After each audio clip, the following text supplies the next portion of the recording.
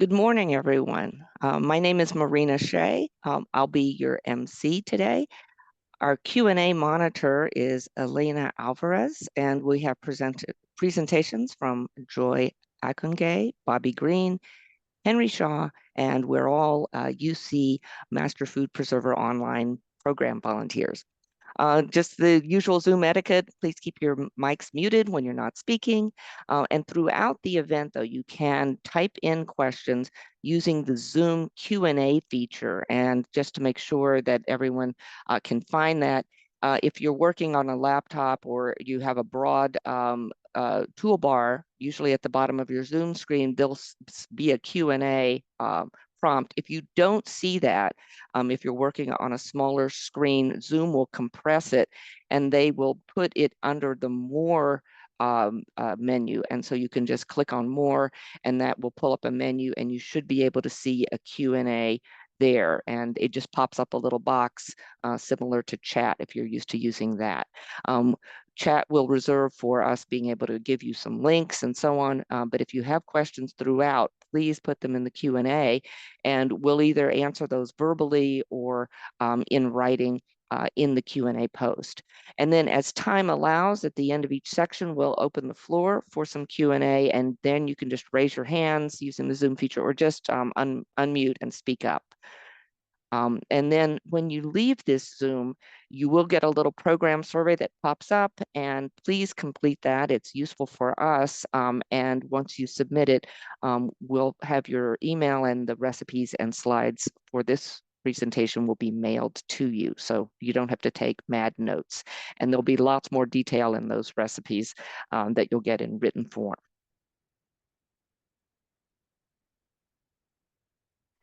So who are we?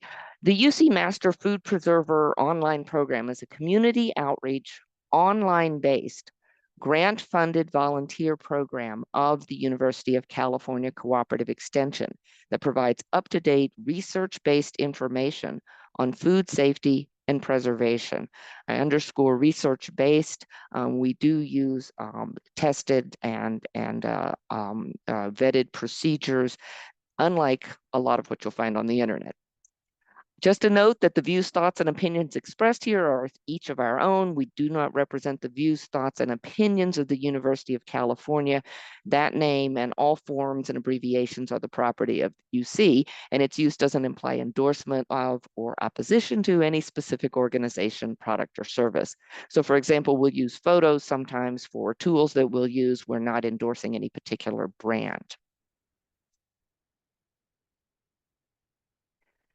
Our mission is to keep Californians and all people safe and well as they use culturally appropriate, research-based practices to safely preserve food in the home, reducing food waste, increasing food security, and providing engaging ways for Californians and all people to explore healthy food. So today's program, Citrus Without Canning. We will have later programs that cover some more of the canned processes as well as candying and uses of all of these preserved foods. Welcome. Our goal today is to make you recipe ready for safely preserving.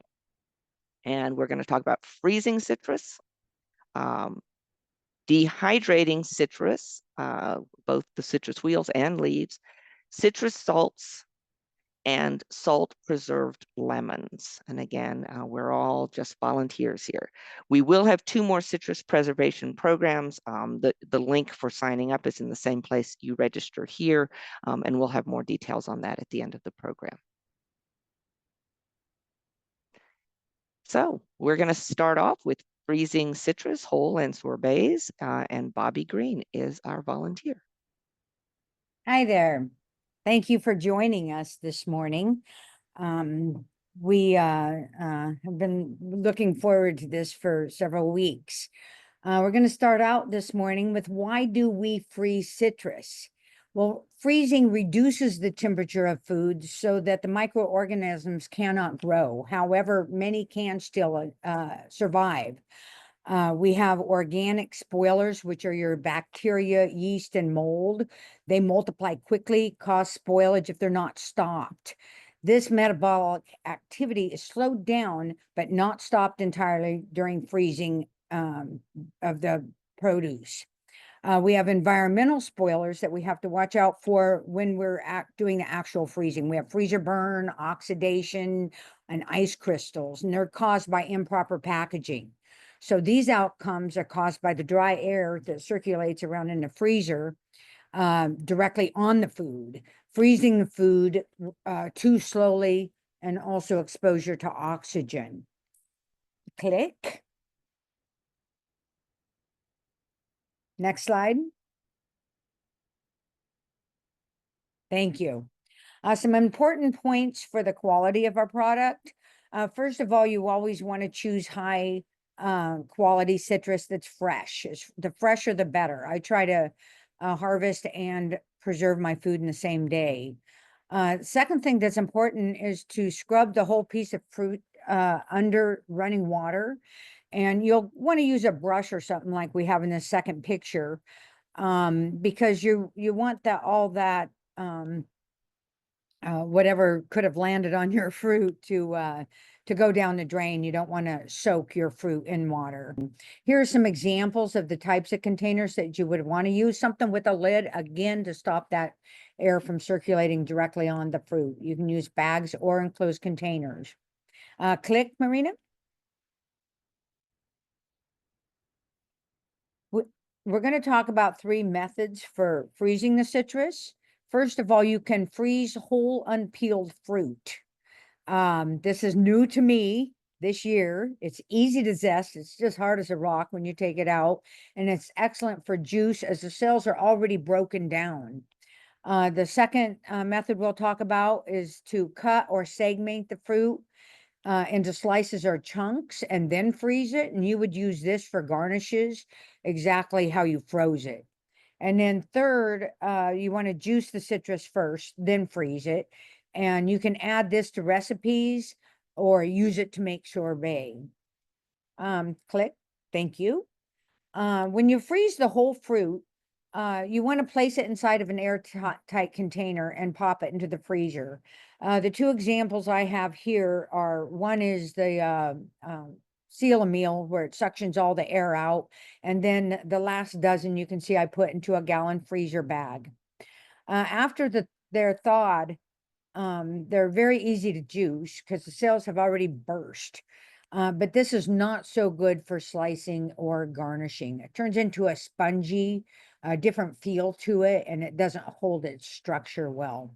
You can see these pictures, it's hard to tell, but the bottom ones have been frozen first, and you can see it's kind of swollen and released from the middle of the fruit. Marina, click. The second way we freeze our fruit is we cut it or segment the fruit, then we freeze it. At that point, we can put it into a bag or a container with a lid on it or something to stop the air from circulating. And it's going to be available for however you want to use it. So you cut it how you want to use it and then freeze it, put it into bags. This first picture is of mandarin oranges, which you'll see later. I'll make some sorbet with those. The others are garnishes for glasses or on a dish, if whatever you might use your citrus for. Click. The third way that we freeze citrus is to juice the fruit first and then freeze it. You can freeze it based on how you want to use it. For example, these ice trays each have 2 tablespoons of juice. So it's pre-measured. Above that, I have some 1 cup and 1 pint jars. A point about freezing in jars. You always want to use the jars that don't have a shoulder, where they gradually get wider as they get closer to the opening so that the fruit will come out easily when you get ready to thaw it. You can also just put your liquid into a freezer bag, lay it flat in your freezer, freeze it, make sure there's no air in there, and you have a flat frozen fruit to use there. Click, Marina. Here are some different types of juicers, and I have as examples here 3 manual juicers that each require a different amount of work. And then in the middle, I have a large juicer that I use when I'm gonna juice like a gallon of something. You can also buy small juicers, electric juicers. My favorite though, for preserving is the tall juicer with the you just pull down the top and it squeezes the juice right out of the into a container you put underneath. Click, Marina. Here is some sorbet that I made, and this is what got me started freezing my citrus. Is it's the 1-ingredient dessert, and so when I'm trying to be really healthy with my desserts, this is the way I go. In the first photo, you'll see that I have the segments of mandarins that I froze previously. For this recipe, I'm just using a food processor. I have a creamy that I use for some of these projects, and you blend it for 3 or 4 minutes and it'll get really dry and icy. It looks like it's not going to do it at all. Then scrape the edges and turn it back on for another 3 or 4 minutes, and you can just watch it turn into a creamy sorbet. And you can see here, I put half of this into the freezer in a appropriate container, and the other half I ate. With that, that's the end of this presentation. And so I think we might have a minute or two for any questions anybody might have.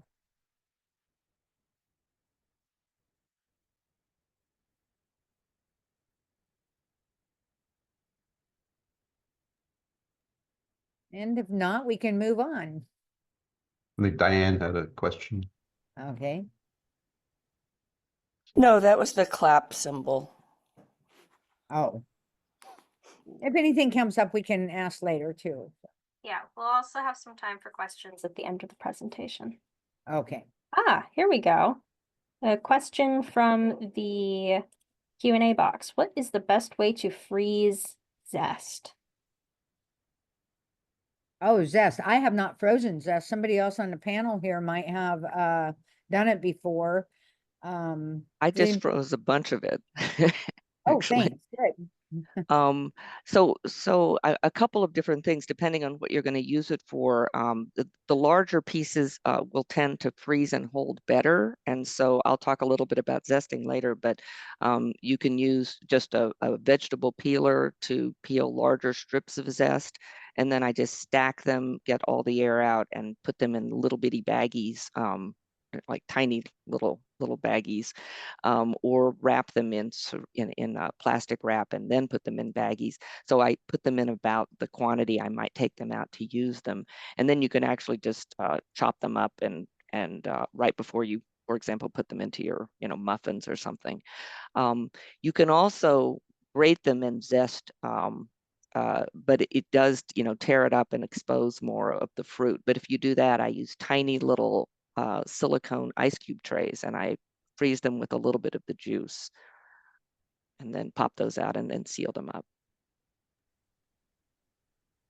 We had a question in chat for Bobby. You don't add anything else to the sorbet? I don't. I'm not a big sugar eater anyway. I suppose you could, if you wanted to. Usually the reason it works, I think, with food processor is because it is 1 ingredient.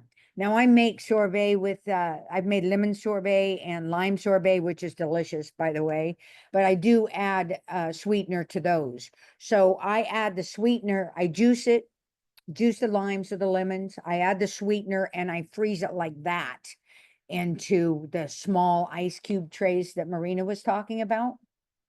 And then I can do the same thing. I have chunks to go into the food processor. So I hope that answered your question.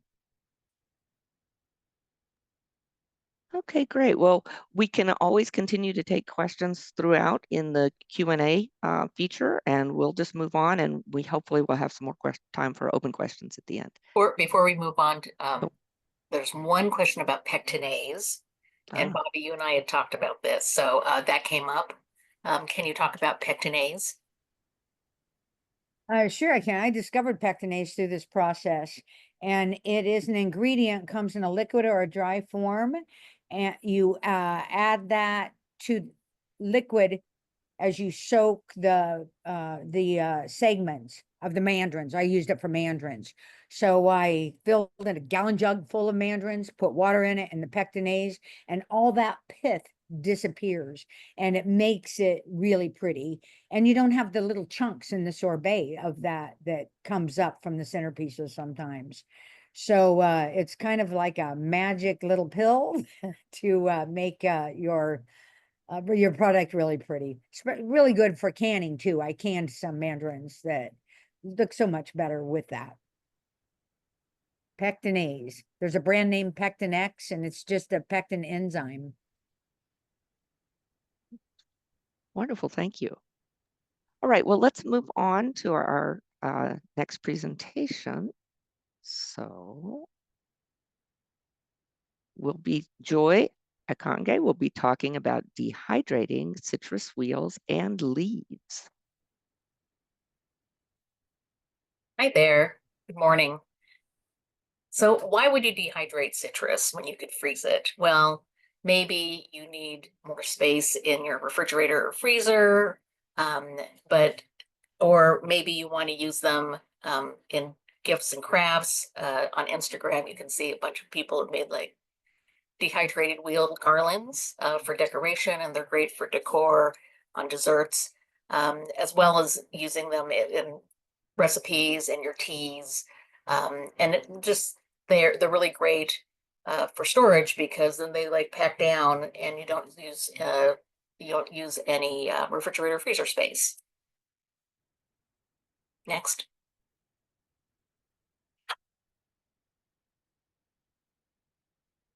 So there's 3 elements for dehydrating at home. You need heat to force the moisture out of the food, but not enough to cook it. You need dry air to absorb the released moisture, and then you need airflow to carry the moisture away. If you think about when you take a shower, you need to turn on a fan to take away the moisture from the bathroom, or you need to crack open a window. Those are the 3 key things to be successful for dehydrating at home. And what you need to dehydrate the citrus wheels are fresh citrus, and Bobby said the best quality you can get, a sharp knife or a mandolin, a cutting board, a dehydrator. If you use the oven, you need a parchment paper to line baking trays, and you need airtight containers. And I would add here that you would want to probably get gloves if you're processing a lot of fruit, because if you have any cuts, you will find out very quickly. Next.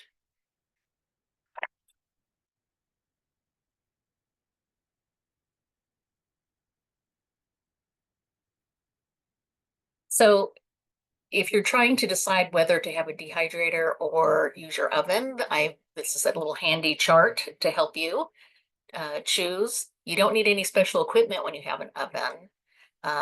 And whereas with a dehydrator, you would have upfront investment to purchase something.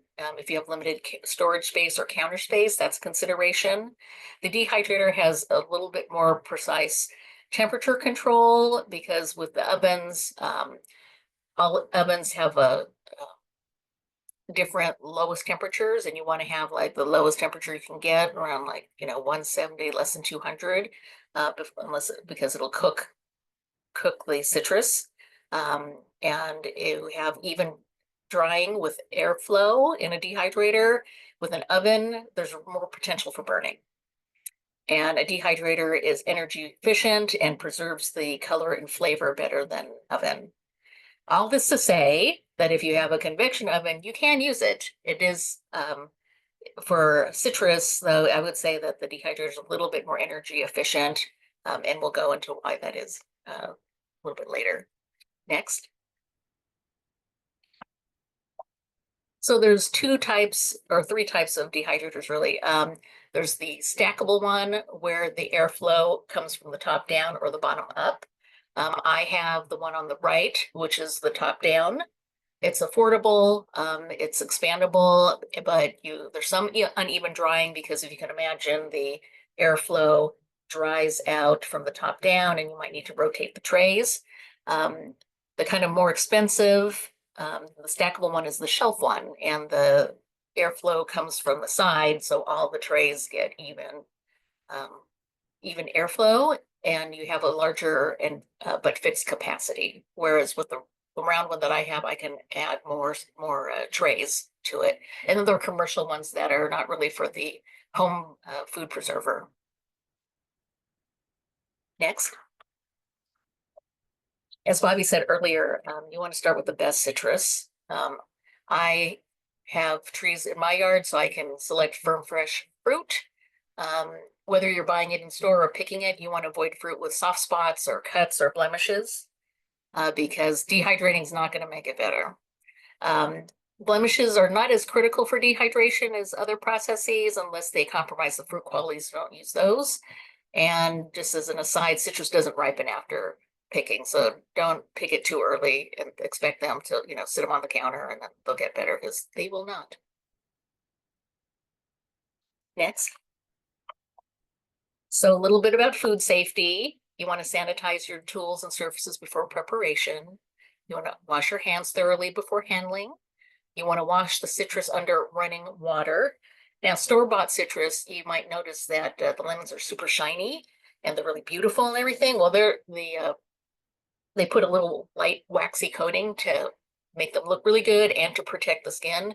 So if you buy them from the store and they're super shiny and they're not organic, so you want to scrub the rind with a vegetable brush and run it under like warm water for a few seconds and then scrub it to make sure you take the wax off.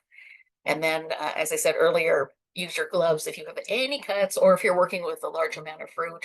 Or later we'll be talking about salt preserving, like that can be really caustic to your skin. And then wash hands and wipe down work surfaces frequently. Next. So dehydrating citrus wheels in a dehydrator is pretty simple. You wash and slice the citrus evenly, about 1/8 to 1/4 inch thick, and just keep in mind that thicker they are, the longer it will take to dry. And you want to use the fleshy part of the fruit. You can just get rid of the stem end and the tip. And you want to arrange the slices in a single layer on the trays. Don't let them overlap or crowd them too much. Although in the dehydrator, you'll see later that even if they're close, like my limes here, they end up being much smaller. And then we would follow the directions for your particular dehydrator.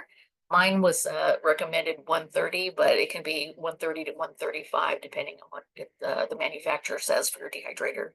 And then it can dry anywhere between 12 to 8 hours. You should flip them about halfway to make sure that they dry evenly. And for mine, because I have the stackable round ones with the top down, I have to rotate my trays, which is fine. And then when they're done, they should be a little bit brittle with a leathery texture. So dehydrating with an oven, not convection, it's try to find the lowest setting.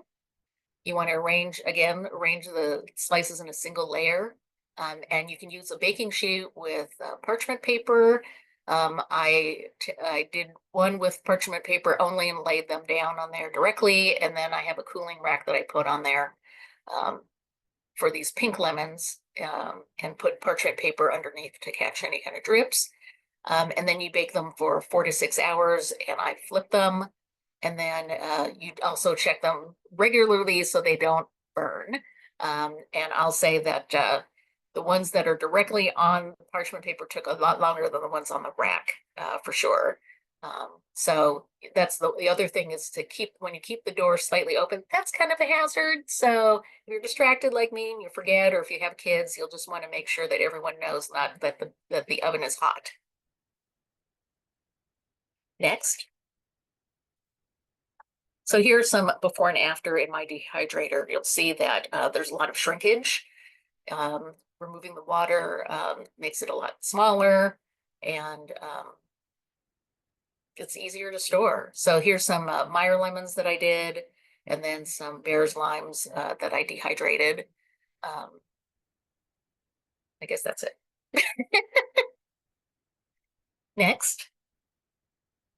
So you're not done once it's done.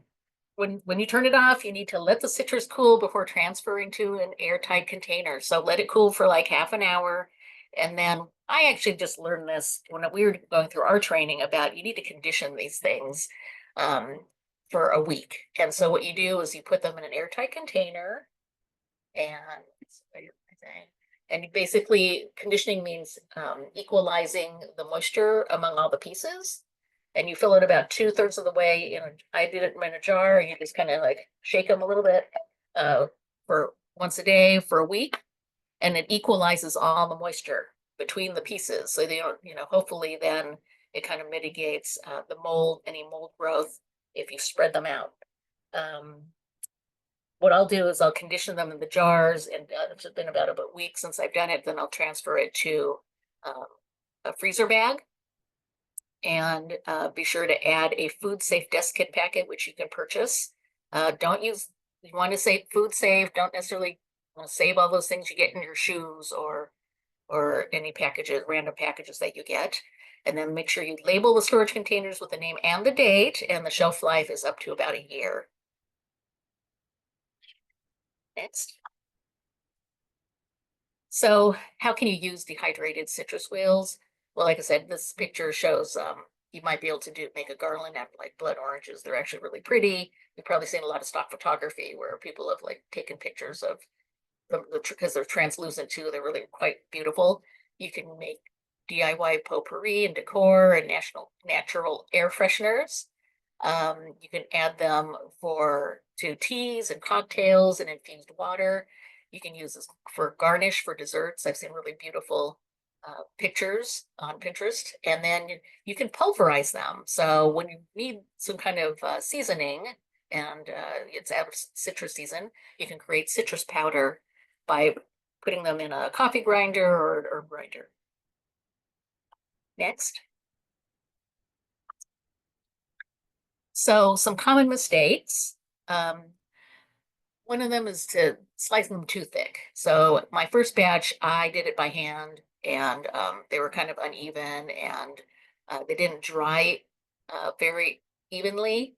And I did a mandolin on the pink lemons for oven drying, and that went much better. Also use a glove when you're using a mandolin. Don't overlap the slices during dehydration. If they're not dry, you didn't dry them thoroughly, that these pieces can grow mold in them. And a lot of us live in humid environments, so don't try to be sure you put in a little desiccant packet because they'll rehydrate. Now they'll never be the same as they were in the beginning, but they will rehydrate themselves if you leave them in a humid environment. And if they're not dry enough, you just reprocess them and dehydrate them again.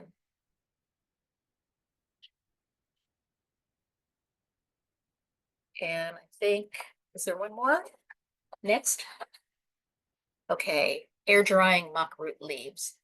Okay, so mock root is also known as a Thai lime, and in the past has been called a kaffir lime.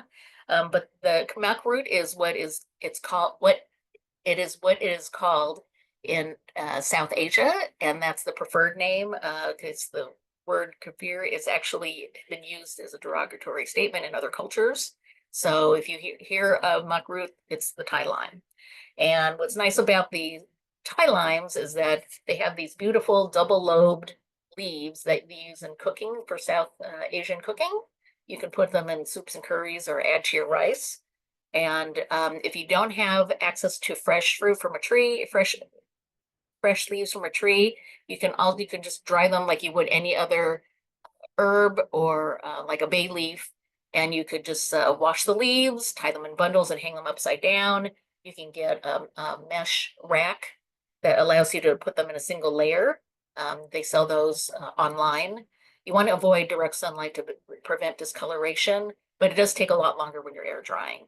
And then you store them in airtight containers for long-term use. Now you can use a dehydrator and all these, you can use dehydrator, but just make sure you watch the time you should check the herb setting on your dehydrator. And so what you want to have is them that just like a bay leaf, they need to like be really brittle and super dry before you put them away. And I think that's all for me. Awesome. We had a question in the chat about pulverizing the dried citrus. Would you use the whole thing or do you remove the pith? That is a good question. I mean, I would just use the whole thing. I don't know if my fellow MFPs would concur with that. Want to take out the seeds, but I think the whole thing would be fine. Yeah, I agree. A lot of the flavor that you get from citrus is in the zest. So that's the outer part of the peel, right? So I would expect that it's going to be more flavorful if you include the peel. And I personally, some places say that you don't need to de-seed. I personally de-seed because if I put it in my tea, I don't want to be worried about seeds. So, but that's a personal preference. It's not a requirement for the process. We have some more questions. Let me pull up. Can you freeze Thai lime leaves? Yes, you can. Yes, you can. And obviously they dry flat, so they're easy to store. Fresh is best, but I think freezing would be next, and then deep drying would be next if you want the full flavor. And then an additional question about bay leaves. Can you dry bay leaves by hanging or using a dehydrator? You can definitely dry them by hanging and air dry. They just take longer, but they're kind of pretty, when they're all hanging in there. When you're drying herbs like lavender and everything, yes, you can definitely hang them and air dry them. Yes, I've also done bay leaves in a dehydrator. They do take a little bit longer than most herbs because they have kind of a waxy coating, just naturally, but they do dry. Yes, and same with the citrus leaves. Obviously, they have a little bit of a waxy coating, so they'll take a little longer. One trick for dehydrating herbs is to just hang them and put them in, just like a paper bag, like a grocery bag, cut some slits in the bag and kind of protects it, but it lets air circulate, and then just hang it as long as they need. Very simple. All right, well, let's move on again. We continue to take Q&A all along. Our next topic is citrus salts, and I get to do that, and it's great because it's like the easiest possible way to do some citrus preservation. Citrus salts are great.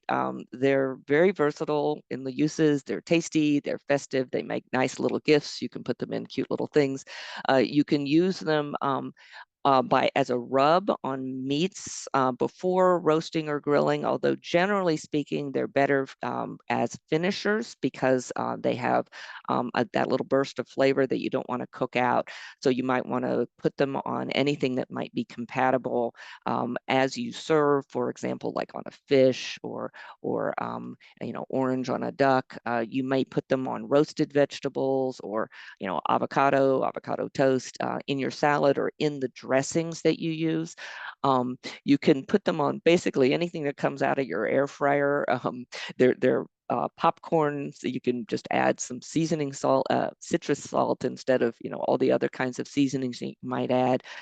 There is actually a posted recipe on the UCANR website for making tater tots, and the recipe says, cook the tater tots, sprinkle your citrus salt on the hot tater tots, and eat. It's pretty simple. You can use them as salt rims on a glass. For example, you might want to have a lime salt around your festive margarita glass. I'm not sure. I'm not promoting margaritas, but okay. It's so easy. Basically, the only critical ingredients are citrus zest and salt. You're going to mix those together, dehydrate, and then enjoy. So I'm just going to stop sharing screen for a moment and talk a little bit about some of those details, though. And so hopefully you can see me. So your ingredients. citrus, we've talked earlier about, food safety, washing, scrubbing. Generally, it's better to get them not waxed if you can, because that, just doesn't add that ingredient to your zest, but just scrub them down well. And you want them very dry before you start trying to zest them. You need salt, and there are lots of different kinds of salt. My preferred salts for this purpose are either kosher salt flakes, and the flakiness in salts will tend to pick up the flavor more, and so it can be useful to have that. And Maldon salt is sort of the flakiness taken to an extreme. You might even be able to see how chunky it is. Um, and that makes a nice salt, although they're much larger, and you have to be, careful about the size of what you want to have for your uses. There are sea salts, both, fine and ground, and, the sort of classic, uh, various sea salts. Do notice that there are differences, and it's not critical for the purposes of making citrus salts, but there will be additives sometimes. So like here is a sea salt that is just salt. You may not be able to see the ingredient list. This, sort of fancy looking sea salt actually does have anti-caking agents in it. And so it doesn't tend to sort of affect the flavor that much. If you want to just experiment with this super easy recipe and you want to just use what's in your cabinet, you can use what's there, although this is a terrifying list of additives. But it's all salt and you can use it all. The texture of what you wind up with, though, is obviously going to be limited with what you start with. If you want to have a chunkier salt to start with and then grind it up, or you can mortar and pestle something, you can put it in a food processor or a coffee blender to make a finer flavored salt later, or make a batch of big salt and then make some that's fine. All right, so salts and your citrus. You can add other things. So you can make blends. You can, for example, add your, chili to your lime salt, which is a classic combination. Here's some, sort of homegrown and dried chilies. You can add wet ingredients, like garlic. You want to do your fine dice on that and make a decision about whether if it's so wet that it might affect and clump the salt a lot. You want to go ahead and dry those other wet ingredients. But if it's just something like, for example, adding a little flat leaf parsley, super dry, chop it finely, you can mix it right in when you put the zest and the salt together.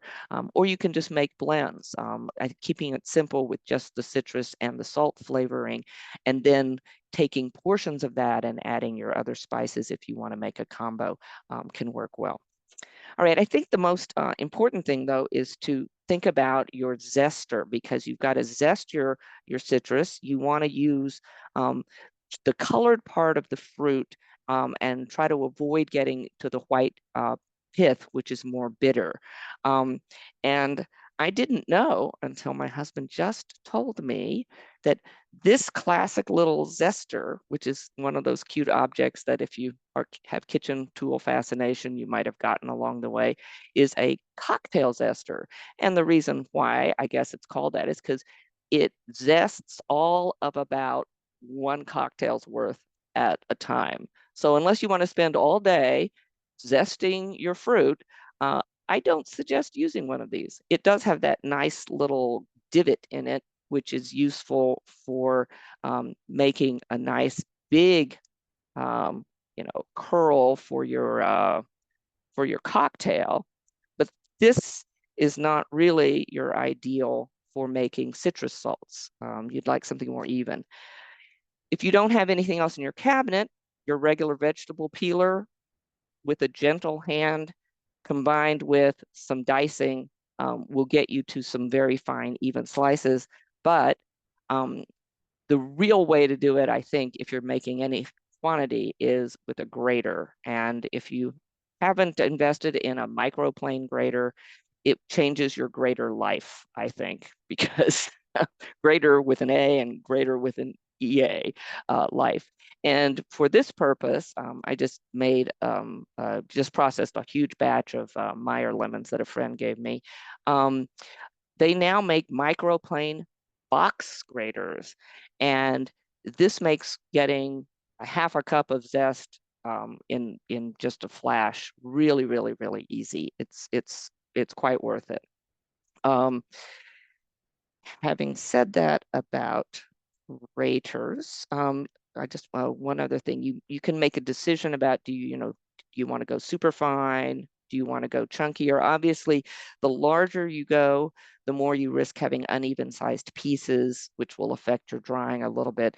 And think about the size of your salt and how you want your final blend to appear.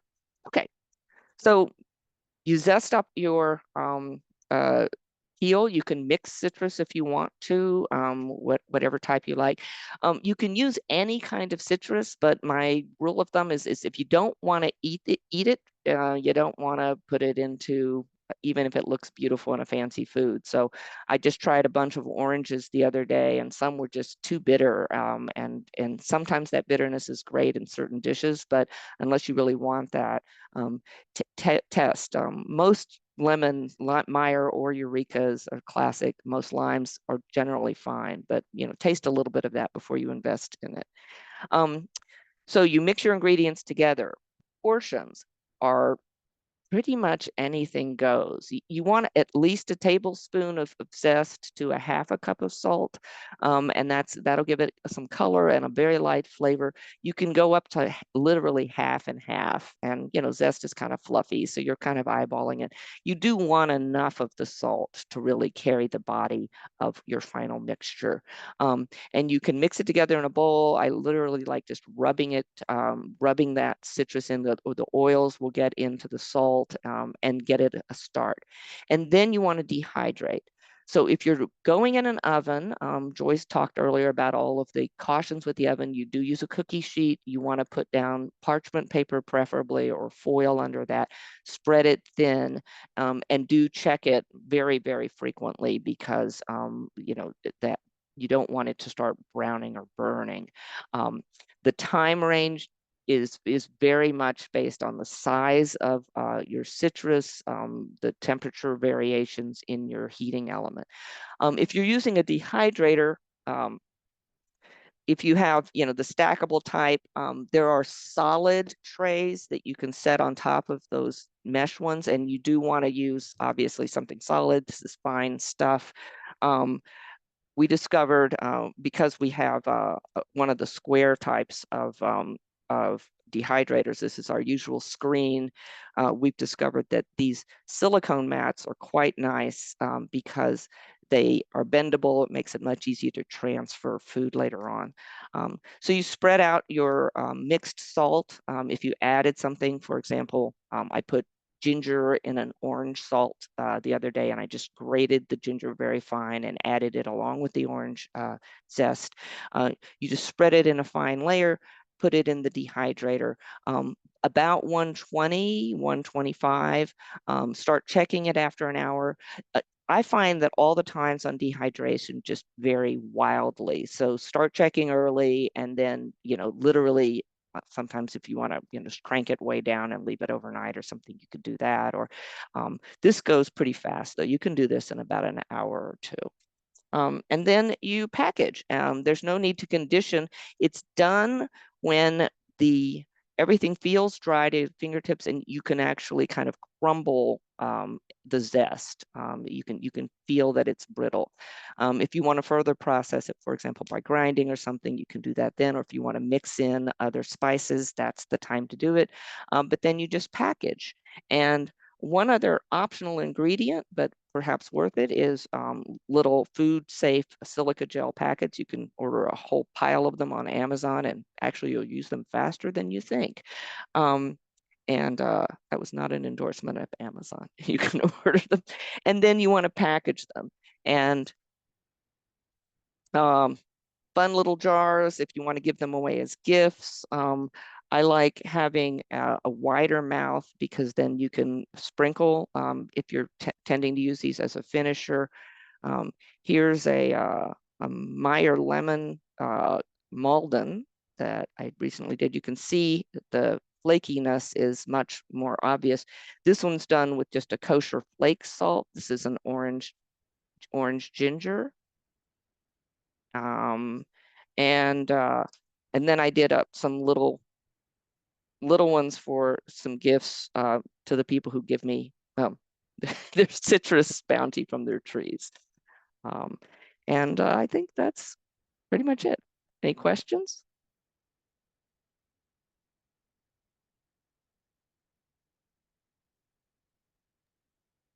I have one from the Q&A. For citrus salt in the oven, do you spread it out thinly? Yes, absolutely. But again, keep an eye on it. You'll find that it's useful in whether an oven or a dehydrator to go in and just mix it around a little bit. It'll almost develop like a little shelf, it'll kind of clump sometimes. And so just mixing it around will help it dry more evenly. And then how long? We have Christine asking, how long do these typically dry in the oven for? Oven, I have not tried to do because I've spoiled myself with a dehydrator. I would take your oven down as low as you can get it. Some ovens will go down below 220, and I think that's, actually, now that I'm just saying it out loud, these go fast enough that I would consider using a toaster oven, maybe. But I can't say, I can't tell you because, again, the size, for example, just the difference between the lemon and the orange that I showed you using the smaller kosher flake salt and the larger Malden with a larger zest size that I used for that was about 30 minutes to an hour difference in a food dehydrator. So some of that'll depend, but I would say start checking it at least at an hour if your oven doesn't go down very low sooner. Awesome. It looks like we're out of time for questions at the moment, but we can continue this after the Absolutely. last presentation. So let's go back to, I know they can. It's good. Let's see. So our final topic is going to be salt preserved lemons. And Henry Shaw is doing the presentation. You should mute. Hi. I am just the designated hitter for this presentation. I want to give credit to Nina Hoyman and Deborah Hartnett, who actually took the pictures and put it together. And unfortunately, they weren't able to be with us today, so I get to give the presentation. Next. So when life gives you lemons, you don't have to just make lemonade. You can also make salt cured lemons. Traditional preserved lemons are a common and very delicious ingredient that are used in North African and other Mediterranean cuisines. Next. And I'll argue with Marina that she has the simplest recipe. I think mine is even simpler. It's really just lemons and salt. You do need a few other things in order to get to that point. You need a quart jar for every 10 lemons. You don't have to use a canning jar. You can use a regular tight sealing, any kind of tight sealing jar. I actually find that jars with plastic lid work better because the salt brine that you're going to make actually tends to corrode metal lids. So if you have a tight sealing plastic lid jar, that would be perfect to use. You need a measuring cup, a lemon juicer or a citrus juicer, cutting board and knife, a tablespoon, and salt. We'll talk about salt a little bit later. You need about a half a cup of salt for every 10 lemons that you're going to preserve. Some labels for labeling your jars, and then optionally, although the recipe I'm going to present today is just salt and lemons, many traditional preserved lemon recipes include things like bay leaves, peppercorns, and cinnamon sticks, but we're going to use those today. Next. A note on the salt. As Marina pointed out, There are many different types of salt. Many of them have additives to them. What you want in this case is pure salt. The picture on the left, the ingredient list just says salt. As Marina pointed out, that fancy sea salt, that's the actual list of stuff that's been added to it. It has magnesium carbonate, magnesium oxide, yellow prussate of soda, which is sodium ferrocyanide, the iodized salt on the far right, sugar added to it, dextrose. It's an iodized salt, so it's got potassium iodide, sodium bicarbonate, that's baking soda, and again, the yellow prussate of soda, which is an anti-caking ingredient. You don't want to use those if you can avoid it for making your preserved lemons. Next.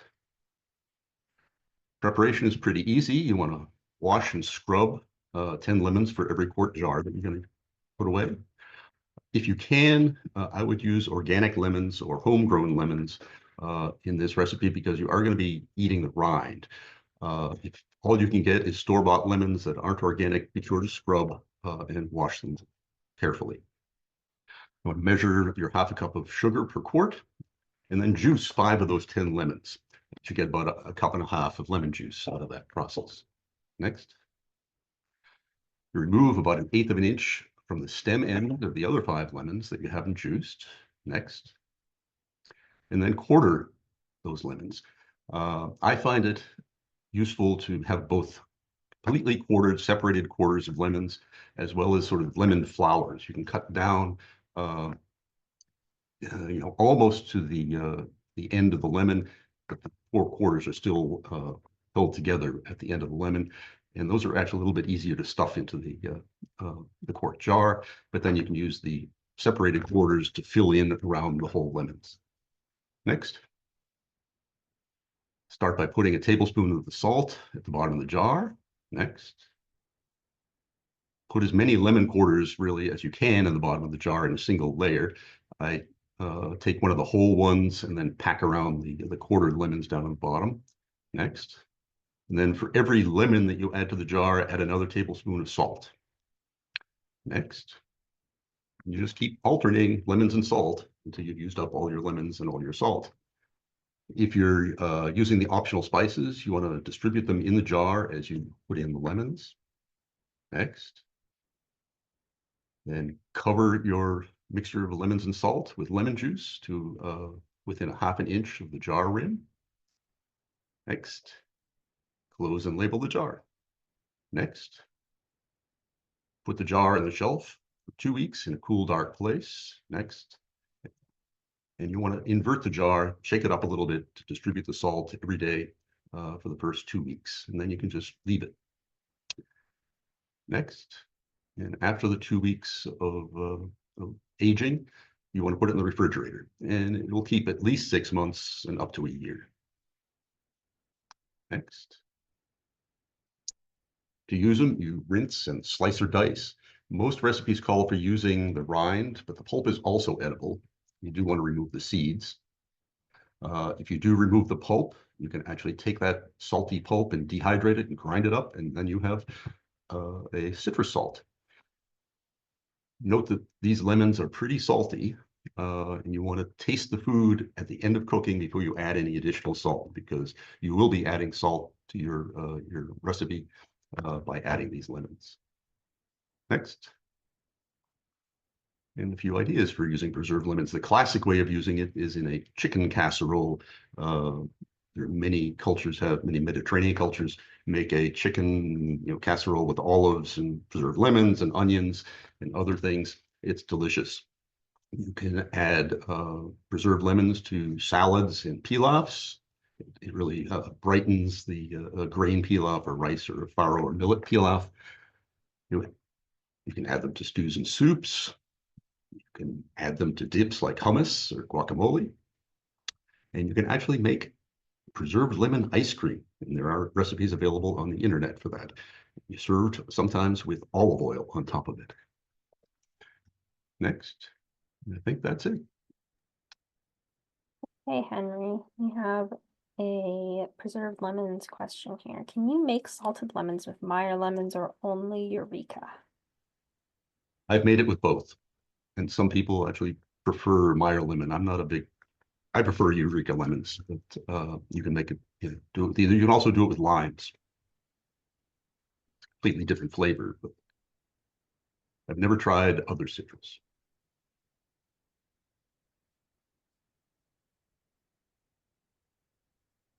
Okay, if there aren't any other questions about the preserved lemons, maybe we can hop back to the questions on citrus salt. So Jan asks, have you tried mandarin for salt?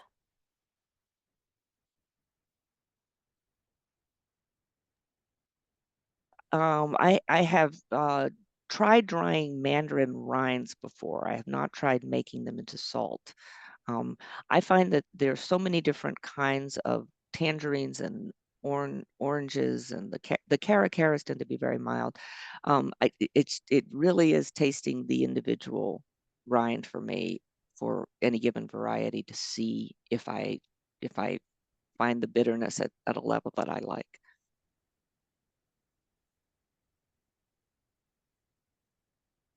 Okay, does anybody else have any questions?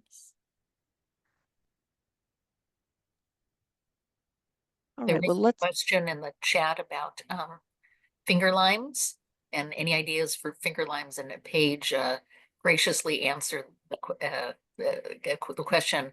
Hi, Diane. I grow finger limes and found the best way to preserve them is as whole fruit. The segments dehydrate into nothing, losing the novelty of a finger lime. To freeze whole, wash the individual fruits, dry well, store in an airtight container to avoid freezer burn, defrost whole in the refrigerator, and then use like fresh. They maintain their integrity quite well. You can dehydrate the fruits and slice into rings and grind to use for zest, but again, you lose what makes finger lime special. completely ditto Paige. that. It's amazing. Finger limes, the segments are so tiny. It's like, you know, citrus caviar, and it even maintains its integrity through baking, for example. So you can put some on fish, for example, and bake it, and it'll still have that nice little pop and crunch. Let me just give you a little bit of a preview of other things that are coming, and then we'll take more Q&A if there's time. There are a couple of upcoming programs. We have our Ask a Master Food Preserver online question and answer, just a small discussion and then just open Q&A, and that is always the first Wednesday of the month. So it's coming up this February 5th from 7 to 8 p.m. Again, register in the same place on the ucanr.edu website. There are two more citrus events coming up. Preserving citrus with spreads. That's your marmalades, your jams, your jellies. There's going to be an interesting lemon thyme jelly, lemon curd. So we'll be doing spreads, canned and also refrigerator or freezer versions. And then a Preserving Citrus 3 program, candying citrus, and then also all the fun ways to use these things that you've preserved, citrus that you've preserved. So those are coming up on February 9th and February 18th. And all of the programs are recorded, so you can see past events. So you can go forward and backward on the event, on the information. More Master Food Preserver learning opportunities. We have a monthly newsletter. You can sign up, and we'll be putting those links into the chat, so you can just copy them. Please do like us and follow us if you use social media. We have a Facebook account, and there are some regular little tips that show up there. You can submit questions to our help desk, and that is sort of sending it off into the void and then getting a written answer back. And so if you don't want to wait for the next Ask a Monthly, monthly Ask a Food Preserver, then you can just submit a question at any time.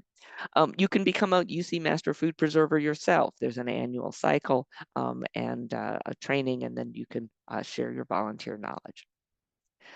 Please, again, do help us by filling out the event survey. Your feedback helps us improve, and we are a grant-funded program, and your feedback is critical to maintaining our requirements for that. So when you leave the Zoom meeting, the survey will pop up, and please, it's quite brief, submit it, and then we'll email you the recipe handout and slides. Thank you in advance for that assistance. And then if we have any more questions.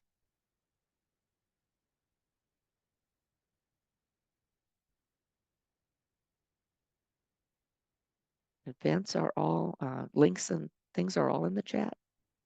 Thank you so much for your time and enjoy your citrus. Thank you, everyone. Have a wonderful rest of your weekend. I'm now going to close out the session. Thank you.